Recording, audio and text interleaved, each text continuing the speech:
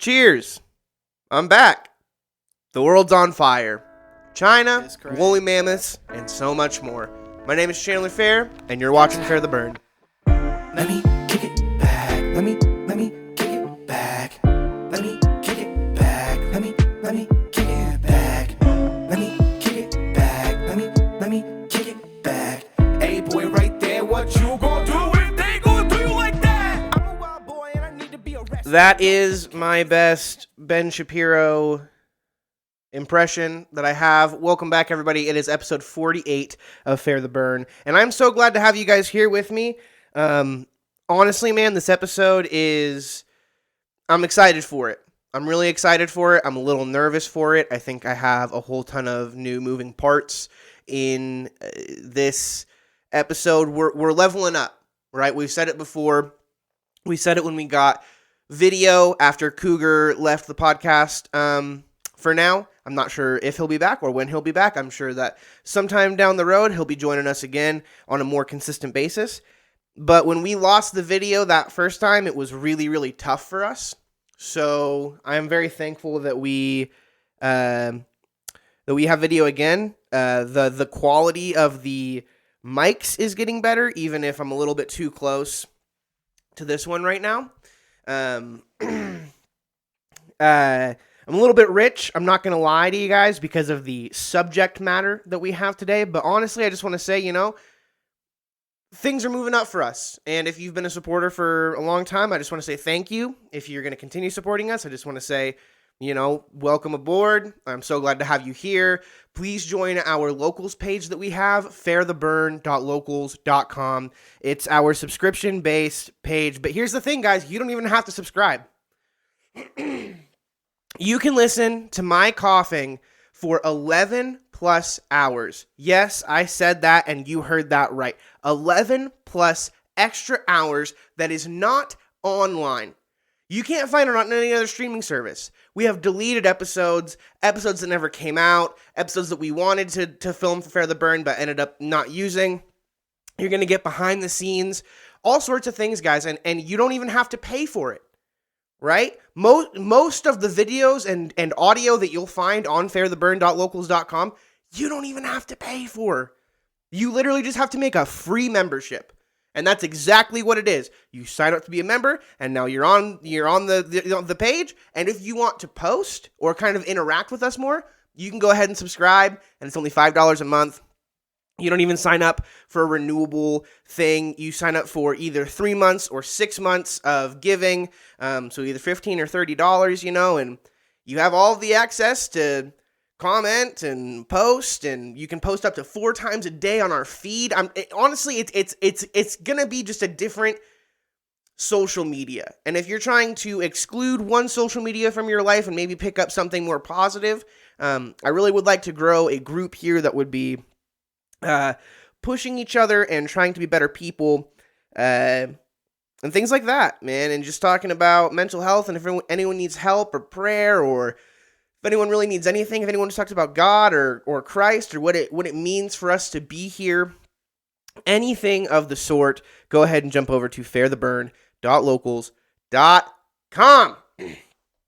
Holy Nikes, guys. I can't believe what we're going to talk about today, okay?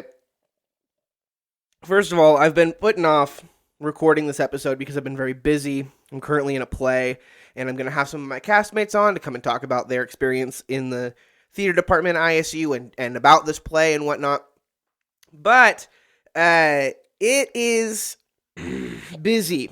It's very busy, and I'm very tired, and I've wanted to record this episode for a while, but I honestly feel like I didn't have the time or the energy, and I didn't have the gumption, I suppose you could put it, to record this, because it's a heavy subject matter, and it's a lot to take in.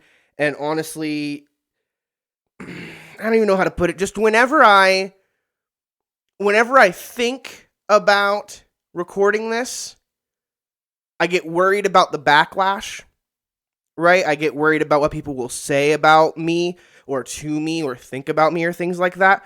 But honestly, I just have to think to myself, Everybody booing? You can kiss my whole asshole.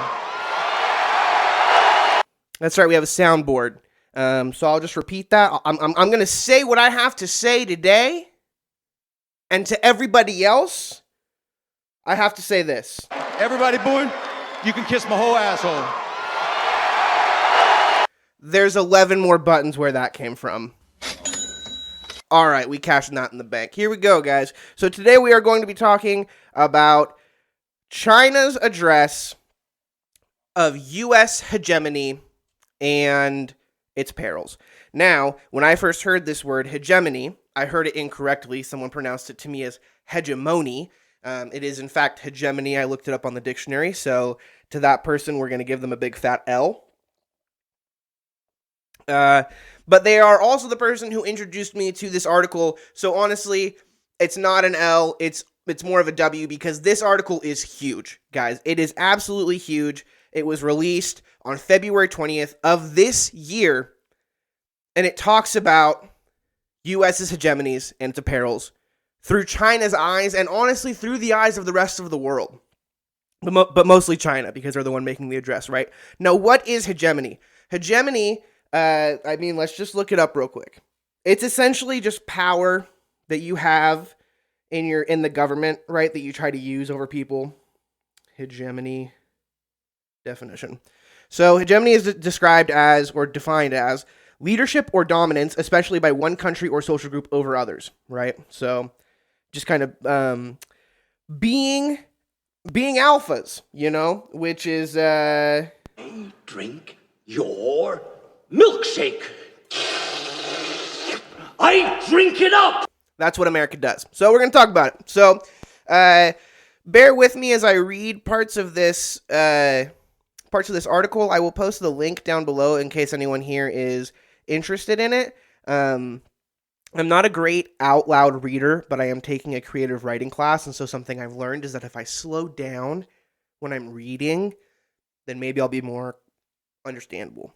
Maybe I'll read better. So here is China's address of U.S. hegemony and its perils. It's broken down into 5 sections. It starts with an introduction, and then it talks about the different types of hegemony that the U.S. has. It talks about the political hegemony, military hegemony, economic hegemony, technological, and cultural. And then it wraps up with a conclusion. But I will first read for you the intro. I won't read everything. I'll read more of some things and whatnot, but here we go. Since becoming the world's most powerful country after the 2 world wars and the Cold War, the United States has acted more boldly to interfere with internal affairs of other countries, pursue, maintain, and abuse hegemony, advance subversion and infiltration, and willfully wage war, bringing harm to the international community. The United States has developed a hegemonic playbook to stage color revolutions, instigate regional disputes, and even directly launch wars under the guise of promoting democracy, freedom, and human rights. Clinging to the Cold War mentality, the United States has ramped up bloc politics and stoked conflict and confrontation. It has overstretched the concept of national security, abused external exports, and forced unilateral sanctions upon others. It has taken a selective approach to the international laws and rules, utilizing or discarding them as it sees fit, and has sought to impose rules that serve its own interests in the name of upholding a rules-based international order. This report, by presenting the relevant facts, seeks to expose the U.S. abuse of hegemony in the political, military, economic, financial, technological, and cultural fields. Now I'll repeat those. Political, military, economic, financial, not sure what the difference between those are, technological, and cultural fields. That's everything. And to draw greater international attention to the perils of the U.S. practices to world peace and stability and the well-being of all peoples. Okay? So now here's the thing. Everything in this article, and we'll talk about this a little later, but everything in this article, everybody would say. Like, you can't disagree with this article. There are some Republicans who might be like, yeah, well, they probably wouldn't even disagree. they would be like, yeah, we do it, but we're supposed to, you know. Drink your milkshake. I drink it up. You need democracy, right? Like that's what they're thinking. They're thinking that we're supposed to go around and drink everybody's milkshake. So, but they probably wouldn't even disagree with this. They would just probably have a different outlook. But everyone would agree with this. Now, the other thing I want to say before we dive deeper into this too is this is something you could also say about most superpowers in the world: China, Russia, the U.S., right? Trying to think if there's any other like huge players right now. I mean, England used to be back in the day. You know, you could say like Italy during their time, like the Roman Empire. We're going deep into history, blah blah blah blah blah. But yeah, it's not something that you can't say. You can say this probably about most other countries, but the difference is. Because some people have said that to me, right, when I've brought this up to them. I've had two friends, David being one of them specifically, fuck you, David, who, when I said this about China releasing this about us, Dave's like, yeah, but China does everything else. Like, the same. Like, all of it is the same that China does that they're saying that we do. And that is true. But I think the difference is, there's two differences, and the first difference is how in-depth this article gets, and how, we just like all of the aspects that America controls rather than just some. And the other difference is every other country thinks this about us as well, whereas like not every country hates, you know, China like the world hates the US. Like we are privileged because we are the most powerful country that a lot of times we don't even understand that we're like culturally insulting people, right? Even if we're trying to be like, oh, so nice and so kind about it, like we still will inadvertently like be assholes to the rest of the world because, you know, we're Americans, baby. Take it to the bank. We'll talk about finances in a little bit, but we're going to start with political hegemony. Hegemony. It's a hard word, man. That's also one of the reasons why I didn't want to record this podcast, is because I'm nervous about reading some of this, but I think it's very, very important. So the first one we're going to talk about is political hegemony and how America throws its weight around. That's the title of this section. The United States has long been attempting to mold other countries and the world order with its own values and political system in the name of promoting democracy and human rights.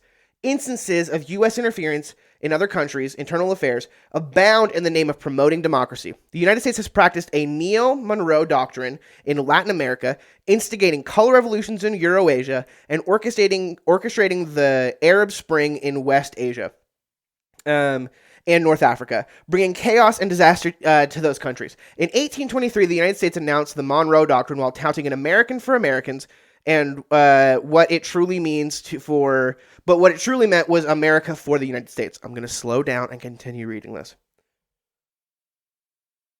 Since then, the policies of successive U.S. governments towards Latin America and the Caribbean region have been riddled with political interference, military intervention, and the regime subversion. From its 61-year hostility towards the blockade of Cuba to the overthrow of the Allende government in Chile, U.S. policy of this region has been built on one maxim: those who submit will prosper, those who resist shall fail or perish. The year 2003 marked the beginning of the succession of color revolutions: the Rose Revolution in Georgia, the Orange Revolution in Ukraine, and the Tulip Revolution in Kyrgyzstan. The U.S. Department of State openly admitted playing a central role in these regime changes. The United States also interfered with the internal affairs of the Philippines, ousting President Ferdinand Marcos Sr. in 1986 and President Joseph Estrada in 2001 through their so-called people power revolutions.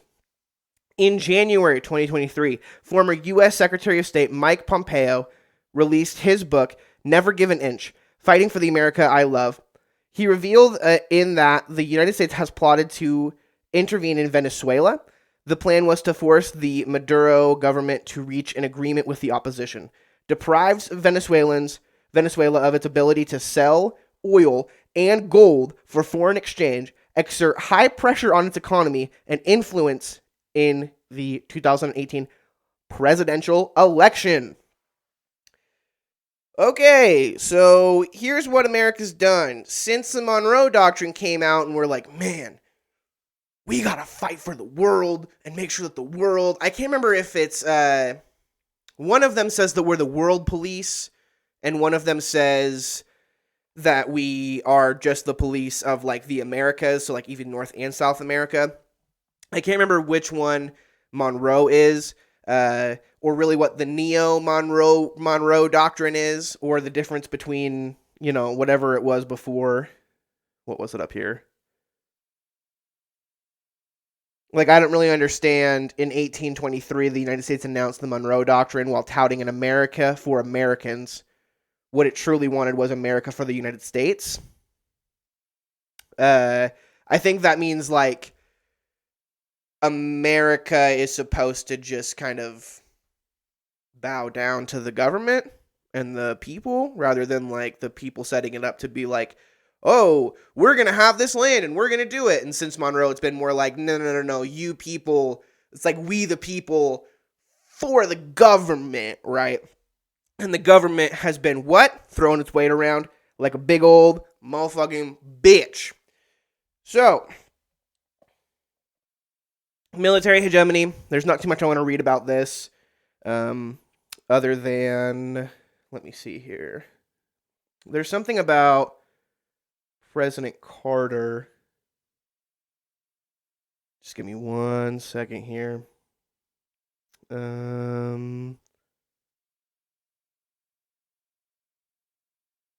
Maybe if I just look up President Carter. Man, what a great podcast. Dead air. That's what Dave would say. Shout out Dave. You know, EOTM. EOTM. Dave's the EOTM, you know what I mean? You have no idea what I mean. That's all good. I can't find the thing. Oh, here it is. As former U.S., so this is the military hegemony that we have, right? Chan is going to take a... Halfway. How did I not find that sooner? As former U.S. President Jimmy Carter put it, the United States is undoubtedly... This is a president, right? Jimmy Carter put it, the United States is undoubtedly the most warlike nation in the history of the world.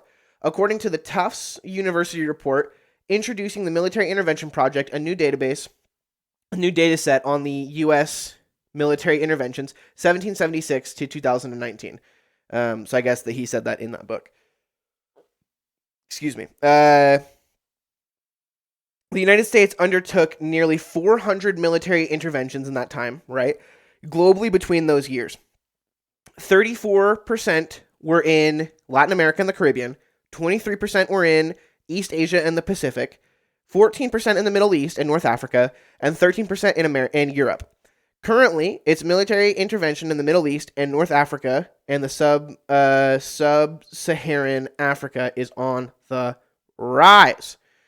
So, that's essentially Jimmy Carter, who, when I was growing up, was supposed to be like the most loving man of all time, right? Wasn't Jimmy Carter like the peanut guy? Wasn't he just supposed to be from Georgia? He's also apparently terrible. Like, I was told in school that he was amazing, but it seems like this guy's bad at his job, man. Seems like he wasn't really even a politician, but just ran for president one day and was like, you know, looks like I'm going to do this now and mess up, but also at the same, and not go to war, but at the same time say that America is the most, you know, war-prone country of all time, blah, blah, blah, blah. I don't know what Jimmy Carter did, and for that I deserve...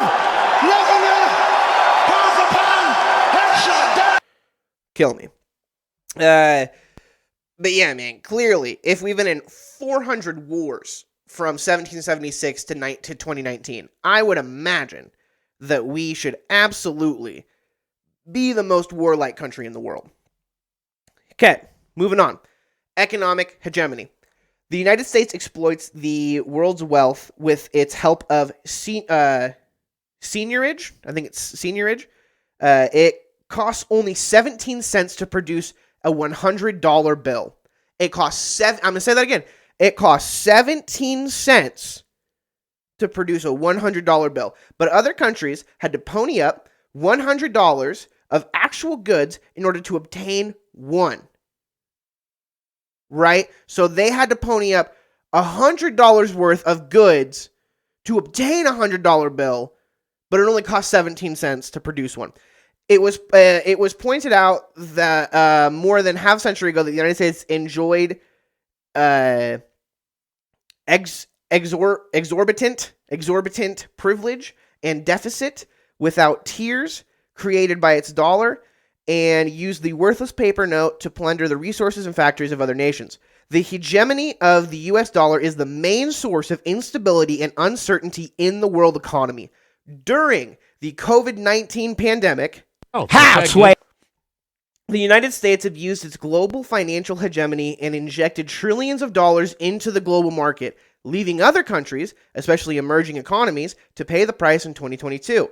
The Fed ended its ultra-easy monetary policy and turned to aggressive interest rate hikes, causing turmoil in the international financial market and substantial depreciation of other currencies such as the euro, many of which dropped to a 20-year low, right? Because all of the world runs off of the dollar, right? Because we've established that. As a result, a large number of developing countries were challenged by high inflation, currency depreciation, and capital outflows. This was exactly what Nixon's Secretary of the Treasury, John Connally, once remarked with self-satisfaction yet sharp precision that the dollar is our currency, but it is your problem. Don't let your dreams be dreams. Wrong one. I'm going to say that again. The Treasury, John Connally, once remarked with self-satisfaction yet sharp precision that the dollar is our currency, but it is your problem. That's fucking illegal. Okay. That's fucking illegal. Yeah, that's right. That's right. I'm actually going to edit that real quick because I want to use that during this podcast, and it is way too loud. But yeah, man, that's us. Is we set up the world like market. I think that there was the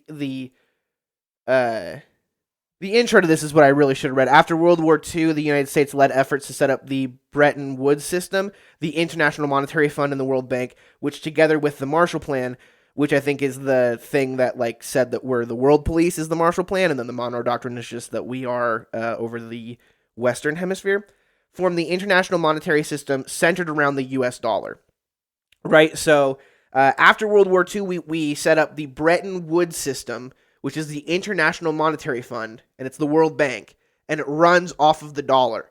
So when COVID hit, and we were like, hey, we're just gonna, bail everybody out and just give, every American fucking minimum $2,500, to the rest of the world, we're just going... Drink your milkshake.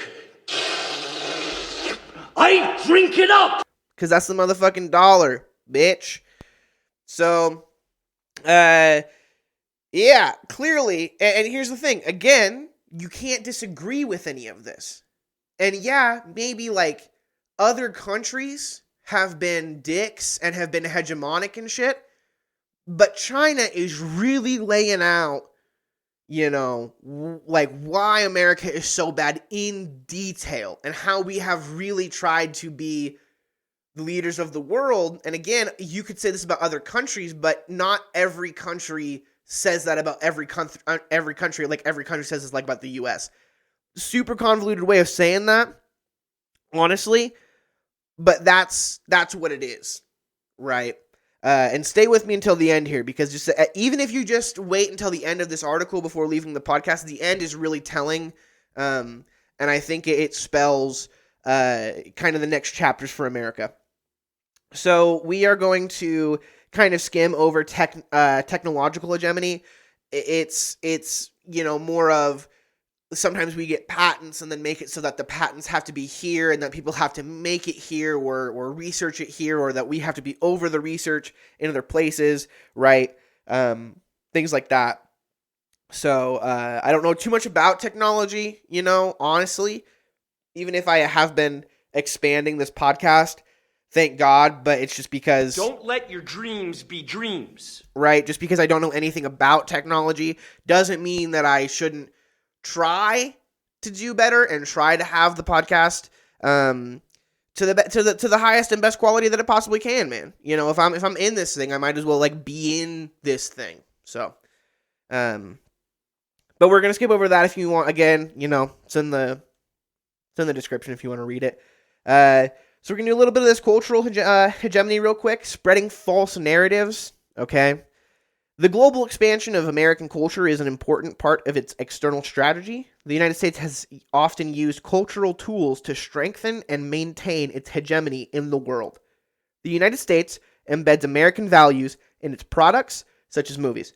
American values and lifestyle are a tied product to its movies and TV shows, publications, media content, and programs by the government-funded nonprofit cultural institutions.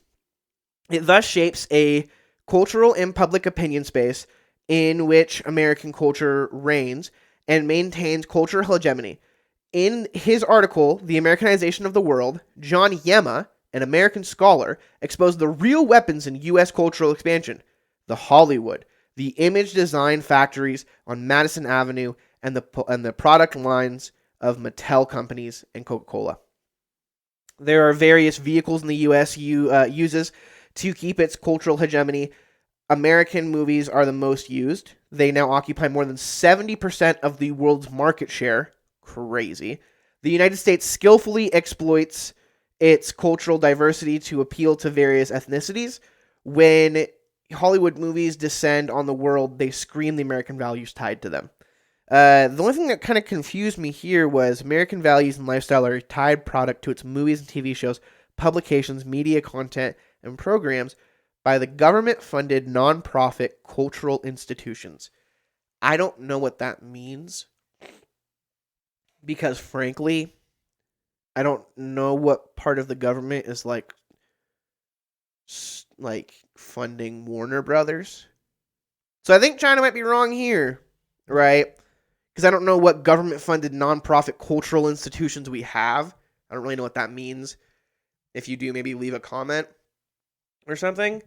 Maybe it's talking about college, but colleges don't make movies, so yeah, I don't really know what that means. It also talks about the freedom of the press and the double standards, how during the Ukraine and Russia conflict, how America essentially silenced every Russian publication and person reporting on anything, news outlet, things like that, and also pushes leftist politics on social media, such as Twitter. That's a big thing, with the Twitter files that are coming out right now.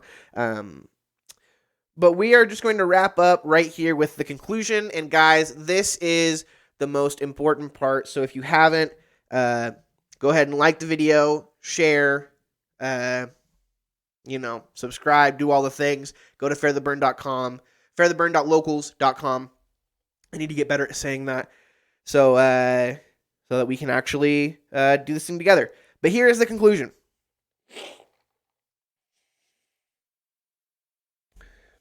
My nose is stuffed. While a just cause wins its champions wide support, an unjust one condemns its pursuers to be an outcast. The hegemonic, domineering, and bullying practices of using strength to intimidate the weak, taking from others by force and subterfuge, and playing zero-sum games are exertingly grave. The historical trends of peace, development, cooperation, and mutual benefit are unstoppable. The United States has been overriding truth with its power and trampling justice to serve self-interest. These unilateral, egotistical, and regressive hegemonic practices have drawn growing, intense criticism and opposition from the international community. Countries need to respect each other and treat each other as equals. Big countries should behave in a manner befitting their status, and take the lead in pursuing a new model of state-to-state relations featuring dialogue and partnership, not confrontation or alliance. China opposes all forms of hegemonism. China opposes all forms of hegemonism and power politics and rejects interference in other countries' internal affairs. The United States must conduct serious soul-searching. It must critically examine what it has done, let go of its arrogance and prejudice, and quit its hegemonic, domineering, and bullying practices. That is the real kicker in all of this. With war ramping up and still happening in Ukraine, just the other day, we had a jet that was shot down, that was flying, in Ukraine or whatever by a Russian pilot.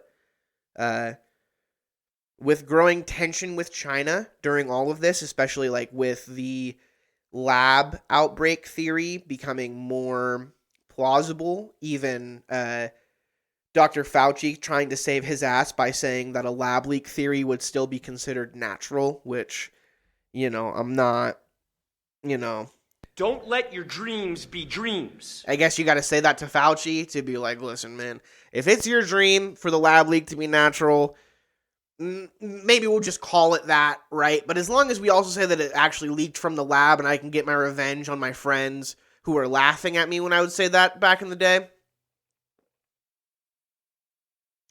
that'd be great. Yeah, man, but China opposes all forms of hegemonism. I don't like this word. China opposes all forms of hegemonism, and power politics, and rejects interference in other countries' internal affairs. That's the big one. When they say they object internal, interference with internal affairs with other countries, and how America needs to do serious soul searching, that is the thing that China will hang its hat on when inevitably them or somebody else tries to do some fuck shit, right? And take over somewhere or impose, their beliefs on another society in another country. And America goes, well, we're America, so we got to come in here and make sure that everything is A-okay and that democracy rules.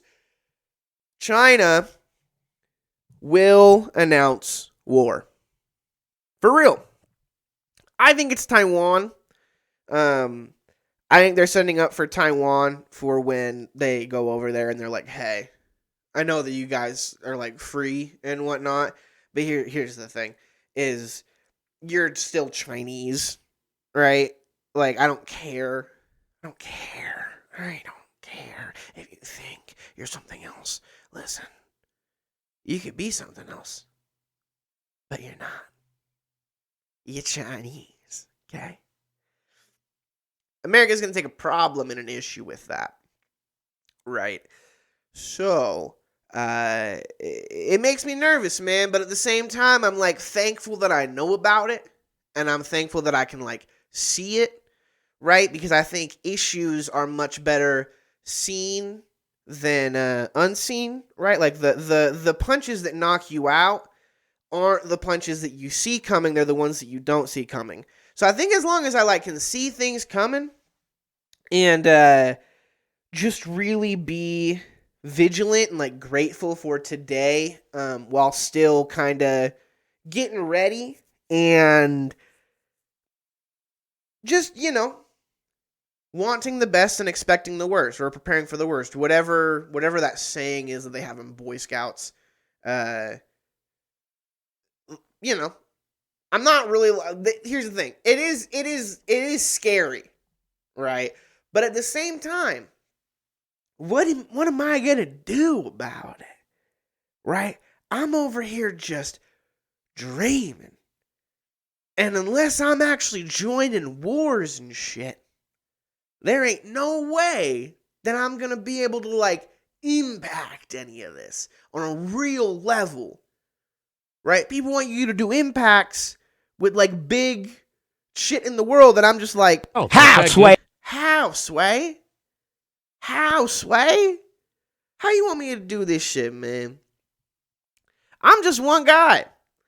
And I live in a small town. And I got a podcast and I'm fat.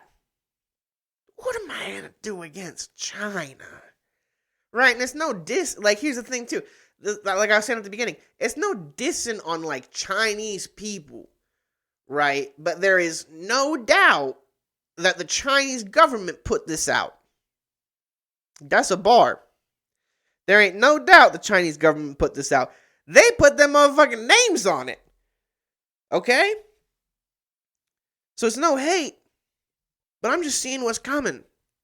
I'm just on the lookout. You know what I mean? I'm trying to stay vigilant out here. I'm trying to stay just trying to stay, I don't know. I'm trying to stay aware. Yeah, man, so that's the US hegemony and its perils. I've been nervous about recording that for a minute, but if you're still here, thank you. I really don't have too much else to talk about today, because again, the whole world's on fire. I have different opinions on different bills. You can go check that out on the locals page.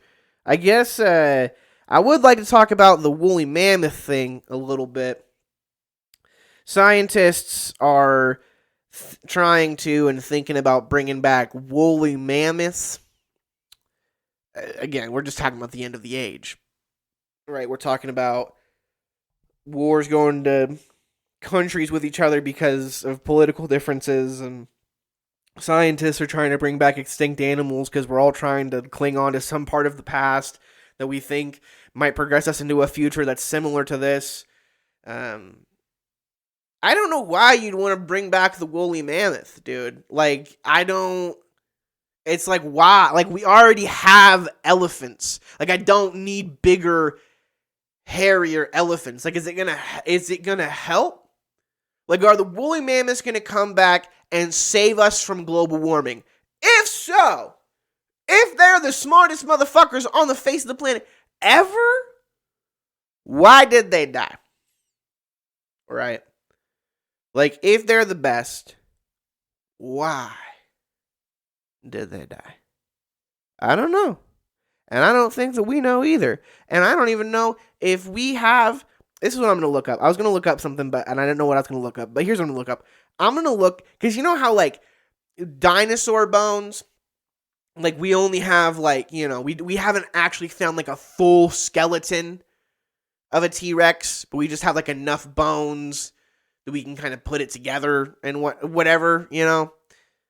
I'm going to look up if we've ever found an actual woolly mammoth full skeleton. Because I doubt we have. But if we have, then we know woolly mammoths exist. If we haven't, I think, you know, I don't want, you know, here's the thing. Again, I don't want to be like the guy who's like, man, these scientists, they fucking think that they fucking, they know what there's going on. But I live in Pocatello, and I know exactly what's going on out here. But, it is a little sus if we haven't found a full T-Rex skeleton and we think we know what T-Rexes look like. Because some people still think they look like giant chickens, right? Like, for the longest, it was like they had, like, scales and shit. And I think some people might still believe that, but I think now they're talking about them just being, like, legit giant chickens. Like, next thing you're going to know, they had beaks and shit, you know? Let me find out if, fucking woolly mammoths. We found a full woolly mammoth skeleton. Have we found a full woolly mammoth? Should have done this before. Mammoth? Come on, Chan. Skeleton. Oh, it didn't give me just like the thing that pops up on Google where it just gives you the short answer. is there a full mammoth skeleton. Okay.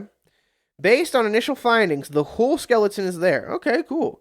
I guess it looks like some people think that they found a whole woolly mammoth. Yucca is the best preserved woolly mammoth carcass ever. It was discovered by local Siberian tusk hunters in August 2010. They turned it over to local scientists who made an initial assessment of the carcass in 2012. It was displayed in Moscow. All right, let's look up Yucca. Shout out Yucca. OG. Oh, well, Yucca is also just a fucking plant. Yucca mammoth. Oh, I mean, yeah. Yeah, if that's the carcass. I mean, dude, it just looks like a fucking elephant, dude. Like, why do we need to bring back the hairy elephant, dude? We don't, dude. We fucking wish and wash and go here and there, and honestly, just get north and south. You're not Billy White Shoes Johnson. Like, we're always fucking around like Billy White Shoes Johnson, dude. And we don't need to. We need to get north and south. And north and south. And quit fucking around and being Billy White Shoes Johnson. Don't bring the woolly mammoth back. There's no point. The world's on fire. And all you're going to do is honestly bring them back into a bunch of shit show, dude. Why would you want to bring them back and then have them live in Arctic places and be like, man, where'd all this snow go? I remember this last time when I was here in like 3000 BC, but I don't think I like it here. Yeah, dude.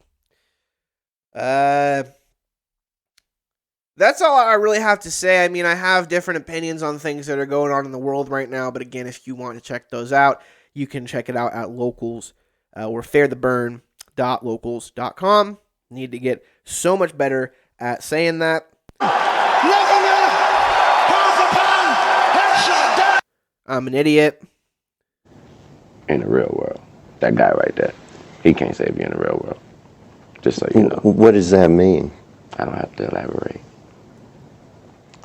So I'm not going to elaborate anymore. Thank you guys so much for being here. I know that I used that soundboard like a motherfucker today, but I'm just so excited that I got it and that we are upgrading the podcast. Check me out next week. Check me out Facebook, Instagram, all the shits. I'll see you guys later. Bye, dudes. Keep burning. We don't know what we doing, but we gonna be doing it. It's us we be choosing.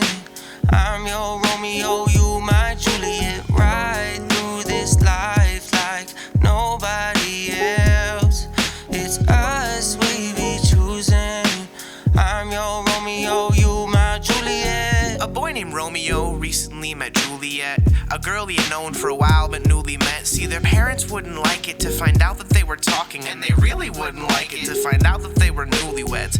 A Montague and a Capulet that made them mad as shit, but the essence of love, they felt they captured it, till the rookie wood fell down and dusk was dawn, and Romeo was told to get out of his lover's arms. Get out. Juliet awoke in a panic and flurry. Her one and only